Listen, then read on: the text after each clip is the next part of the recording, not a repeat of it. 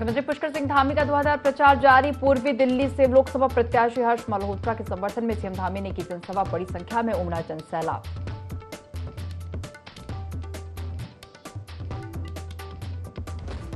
मुख्यमंत्री पुष्कर सिंह धामी आज आएंगे अयोध्या। शाम को सीएम धामी रामलला के करेंगे दर्शन। देर शाम मुख्यमंत्री होंगे देहरादून के लिए रवाना।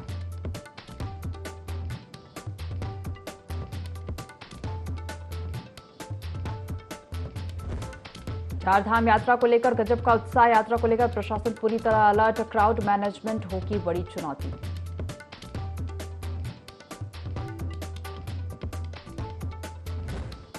हर की पौड़ी पर भगवा कपड़ों में रील बनाना युवक युवती को पड़ा महंगा। स्थानीय लोगों और यात्रियों ने जमकर सुनाई खरी खोटी। सोशल मीडिया पर वायरल हो रहा वीडियो।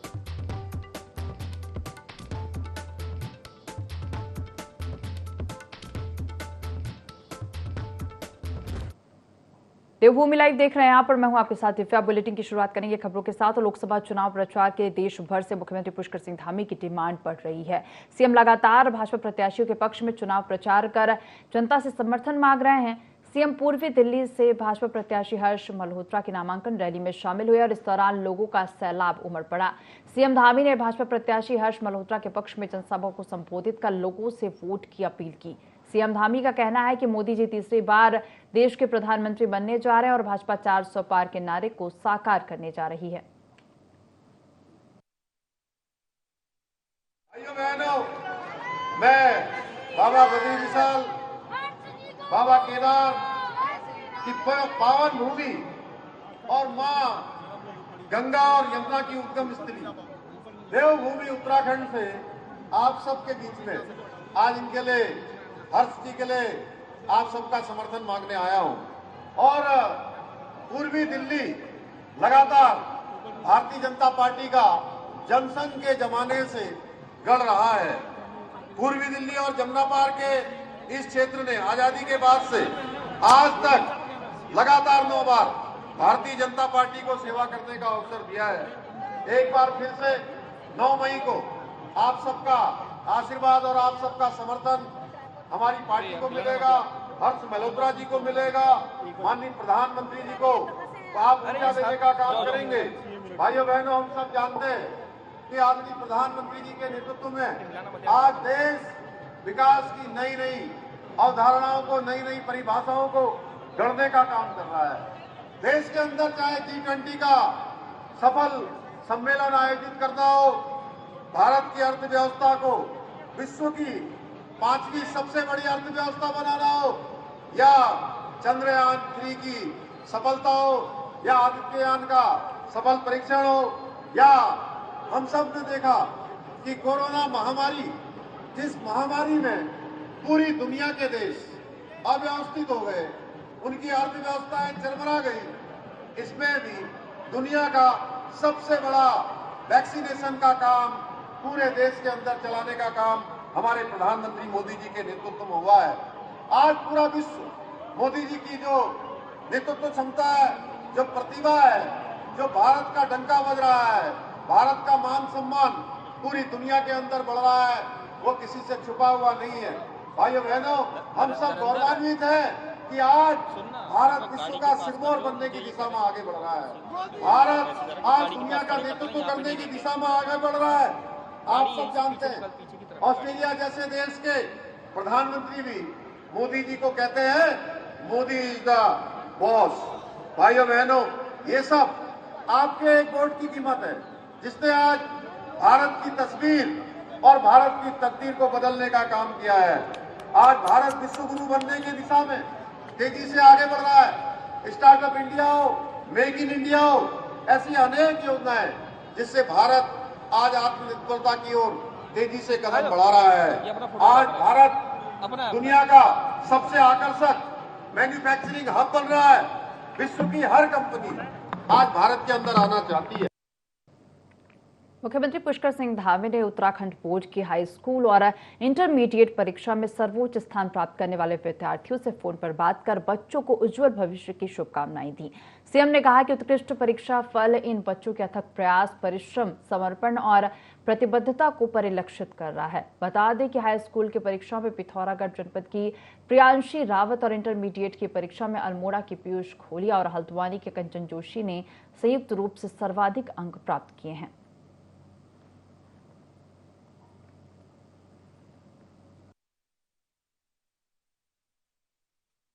मैं पुष्कर सिंह धामी बोल रहा हूँ। बहुत बहुत बधाई मेरी तरफ से, शुभकामनाएं। बहुत अच्छा, बहुत शुभकामनाएं। बहुत नाम किया और बहुत आगे जाना है, बहुत मेहनत करनी है आगे भी। सबको, मम्मी को, पापा को, घर में अपने सब टीचर्स को, सबको मेरी तरफ से बहुत शुभकामनाएं कहना, ठीक है। मेरी बहुत बधाई आपको, मेरी कंचन आपको बहुत बहुत बधाई। प्रणाम, कैसे हो? अच्छे हो? मेरी बहुत बधाई आपको, शुभकामनाएं। कितने परसेंट आया? 97.67। वाह, चलिए, मेरी आपको बहुत बधाई, बहुत शुभकामनाएं, शाबाशी। कौन से स्कूल में पढ़ते थे पीयूष? अरे वाह, चलो बहुत बढ़िया। प्रियांशी, नमस्ते, कैसी हैं? बहुत बहुत बधाई बेटा, बहुत शुभकामनाएं मेरी आपको। बहुत अच्छा, और बिल्कुल रिकॉर्ड बना दिया। ये रिकॉर्ड अब आगे भी कायम रहे, है ना। सब खूब पढ़ो, खूब लिखो, खूब मेहनत करो और आसमान छुओ बेटा। और उत्तराखंड का नाम देश में विदेश में, अपने माता पिता का, अपने गुरुजनों का, सबका नाम करो, है ना। ये परिवार में भी सबको मेरी तरफ से शुभकामनाएं कहना है, घर में सब लोगों को। पिथौरागढ़ से पार्टी की ओर आ रही पशु एम्बुलेंस मरोड़ा खान और बापरू के बीच अनियंत्रित होकर पैराफीट से टकराकर पलट गई। गनीमत रही वाहन खाई में नहीं गिरा, अन्यथा हादसा बड़ा हो सकता था। भाजपा युवा मोर्चा मंडल महामंत्री दीपक बिष्ट ने बताया कि पशु एम्बुलेंस के पिछले पहिए के नट बोल्ट ढीले हो गए थे, जिस कारण वाहन अनियंत्रित होकर पैराफीट से टकराकर सड़क में पलट गया। उन्होंने बताया कि दुर्घटना में पशु चिकित्सा पार्टी डॉक्टर श्याम और ड्राइवर कमल घायल हो गए हैं। दीपक बिष्ट ने बताया कि अगर वाहन खाई में गिरता तो दुर्घटना जानलेवा हो सकती थी और वाहन के चढ़ाई में होने की वजह से हादसा टल गया।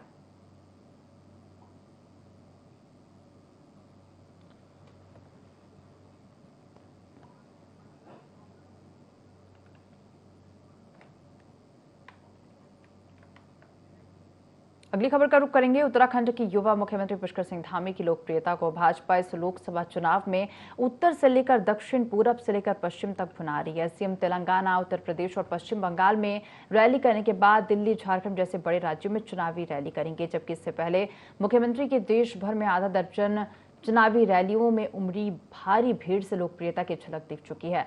बता दें कि धामी ने कम उम्र और कम समय में बड़े और कड़े फैसलों से देश भर में खासी लोकप्रियता हासिल की है।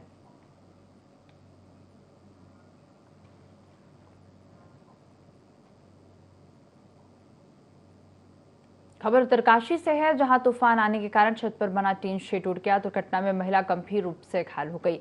टुंडा विकासखंड के बोन गांव की यह घटना बताई जा रही है। अचानक आए तूफान से घर के आंगन में काम कर रही महिला के ऊपर टीन शेड गिरा। तूफान इतना तेज था कि 10 मकानों के ऊपर से टीनों को उड़ा ले गया। घायल महिला को जिला अस्पताल में भर्ती कराया गया है, जहाँ उसका इलाज चल रहा है।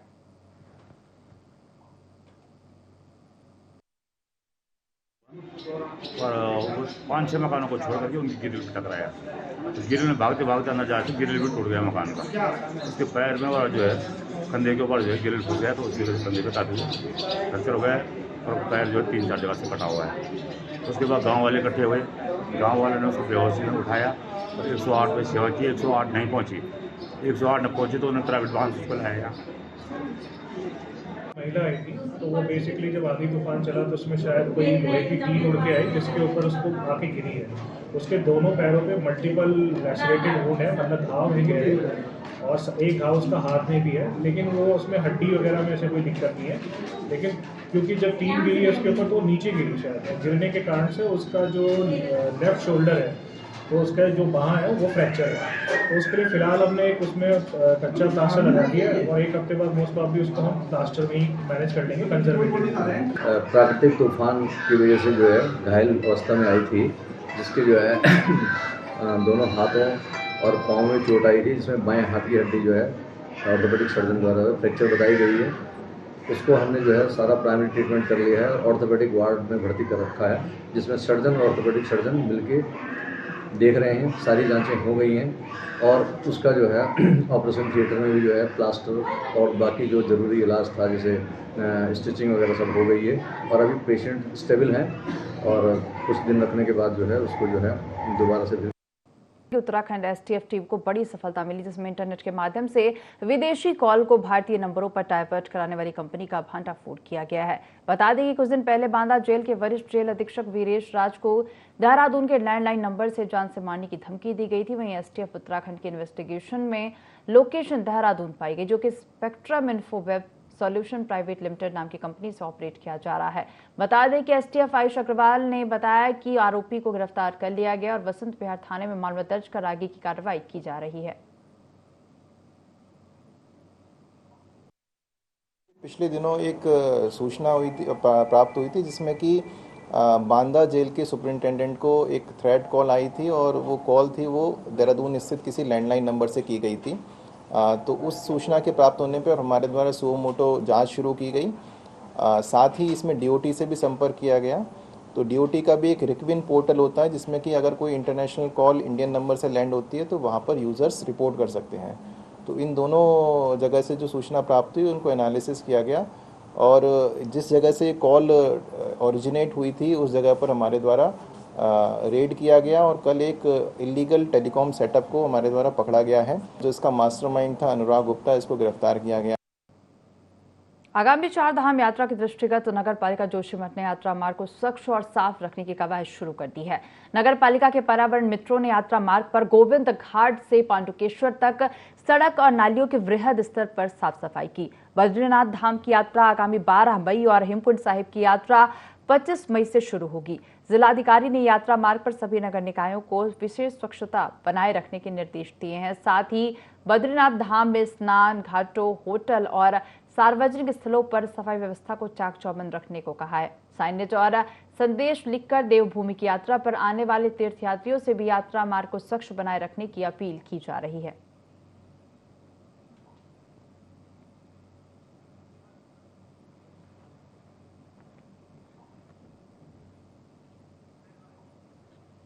उत्तराखंड में बढ़ते डेंगू और चिकनगुनिया को लेकर राज्य सरकार ने एसओपी जारी की, जिसको लेकर दून अस्पताल ने भी तैयारी कर ली है। उप चिकित्सा अधीक्षक डॉक्टर धनंजय डोभाल ने कहा कि डेंगू और चिकनगुनिया के लिए अलग से वार्ड आधारित किए गए हैं और अभी तक डेंगू का एक मरीज है जिसका पहले समय से इलाज चल रहा है और 4 मरीज चिकनगुनिया के हैं, जिनमें से 2 को डिस्चार्ज किया जा चुका है। साथ ही कहा कि जो सरकार ने एडवाइजरी जारी की है उसका पालन किया जा रहा है।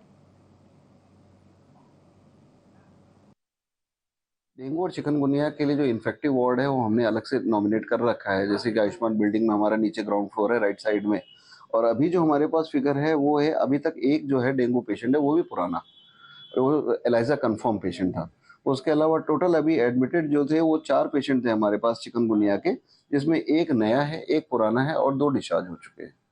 ये है, और सरकार की जो भी गाइडलाइन है वेक्टर बॉर्न डिजीज या मॉस्किटो बॉर्न डिजीजेस को लेकर के, उन सभी का पालन हमारे अस्पताल में किया जा रहा है। चाहे वो कहीं भी पानी इकट्ठा ना होने देने के लिए मच्छरदानी का उपयोग है, इस तरह का, ये सारा हमने व्यवस्था कर दी है।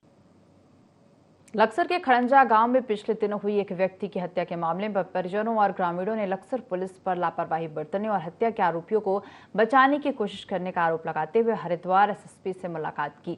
परिजनों ने बताया कि आरोपियों ने घर से बुलाकर युवक की बेरहमी से हत्या की थी। युवक की डेड बॉडी गांव के ही निकट हाईवे किनारे सड़ी गली अवस्था में मिली थी और इस मामले में परिजनों ने बताया कि एसएसपी ने मामले में निष्पक्ष कार्रवाई का आश्वासन दिया है।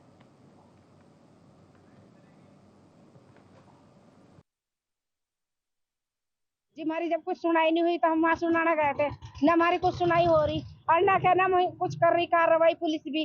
और क्या ना 20 दिन में मिली उसकी लाश सड़ी हुई और घर से लेकर गए थे जंगल खत्ते में ले जाकर मार कर घेर दिया। ये पता नहीं मारा कहाँ, और कहीं से नाड़ मिल रही, कहीं से हाथ मिल रहा है, कहीं से मुंह मिल रहा है, इस तरह मिला वो।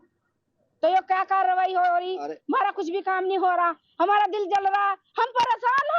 घटना ये इस तरीके से हुई, 20 दिन के बाद उसकी लाश मिली और उसका धड़ कहीं और उसका सर जो है उससे काफी दूर मिला और जो मुलजिम पकड़ा गया उसने ही सब कुछ बताया। उससे पहले 2 दफा पुलिस ने उसे उठाया लेकिन कोई पूछताछ नहीं हो सकी, कुछ उसने बताया नहीं, बाद में सब कुछ बता दिया। तो इन्होंने जो है उस एक को तो जेल में भेज दिया, जो असल मुलजिम हैं उनको बचाना चाह रही है और उनका नाम निकालना चाह रही। तो हम इंसाफ चाह रहे जो, और हम कुछ नहीं चाह रहे। अन्याय हो रहा है, बेइंसाफी हो रही है, हम इंसाफ चाह रहे हैं और न्याय चाह रहे हैं, और हमारी मंशा कुछ नहीं। मतदाताओं के नाम मतदाता सूची में शामिल न होने को लेकर भाजपा के पदाधिकारियों ने राज्य निर्वाचन आयुक्त से मुलाकात की है। भाजपा प्रदेश प्रवक्ता हनी पाठक ने कहा कि हाल ही में हुए लोकसभा चुनाव के दौरान यह शिकायतें देखने को मिली थी कि मतदाताओं के नाम मतदाता सूची में शामिल नहीं थे। बीएलओ ने सही तरीके से मतदाताओं का नाम मतदाता सूची में शामिल नहीं किया, जिसकी वजह से पोलिंग सेंटर से उन्हें निराश होकर लौटना पड़ा, और जिसको देखते हुए बीजेपी के एक पैनल ने राज्य निर्वाचन आयुक्त से मुलाकात कर शिकायत दर्ज कराई, जिससे आगामी निकाय चुनाव में इस तरह की गड़बड़ी न हो। सूची में जो थोड़ी बहुत गड़बड़ी आई है उसको लेकर हमारे प्रदेश महामंत्री और पुनीत मित्तल जी ये सब गए हैं, और वहाँ पे डेलीगेशन सारा गया और जाकर शिकायत करके आया है कि इस तरह की जो गड़बड़ी आई है वो बिल्कुल भी बर्दाश्त नहीं करी जाएगी, क्योंकि निकाय चुनाव एकदम सामने है। और अगर इस तरह से मतदाता सूची में ही नाम नहीं रहेंगे तो किस प्रकार से कार्यकर्ता कार्य कर पाएंगे, और किस प्रकार से जो हमारे निवर्तमान पार्षद है वो लोगों से मेल जोल और अच्छे से बना पाएंगे। तो इस तरीके की समस्या अगर उत्पन्न होती है तो निश्चित तौर पर जो डेलीगेशन गया वो अपनी शिकायत सही लेकर गया और उसको जल्दी ही दूर करने की वहाँ पे कहा गया है कि जल्दी इस समस्या से निजात दे। चारधाम यात्रा पर सुगम यातायात को लेकर उत्तराखंड की पुलिस रणनीति बना रही है, जिसको लेकर ऋषिकेश के गरुण चट्टी से चारधाम यात्रा से आ रहे यात्रियों के लिए वन वे प्लान संचालित करने की तैयारी की जा रही है। इस बात को लेकर आईजी गढ़वाल करण सिंह नगलन्याल ने कहा कि गरुण चट्टी से चंडी घाट तक वन वे सिस्टम को संचालित करेंगे। साथ ही इस प्रक्रिया के लिए देहरादून के एसपी देहात लोकजीत सिंह को नोडल अधिकारी नियुक्त किया गया है, जो ऋषिकेश में कैंप कर वन वे प्लान को धरातल पर कब उतारना है इसकी मॉनिटरिंग करेंगे।